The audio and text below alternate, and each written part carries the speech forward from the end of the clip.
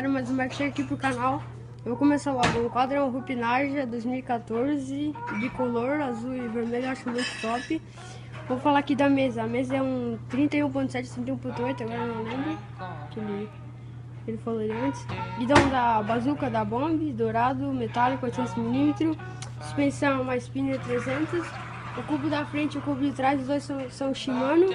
O pneu, os dois são 2.60. Freio normal da Shimano, trocador normal da Shimano. Aqui agora vamos pro banco. O banco é um da Rupp, duro pra cacete. E o canote da Zoom. E só isso. E os discos de freio, os dois são... O de trás é 160mm e o da frente também são 160mm. E é isso. Olha lá.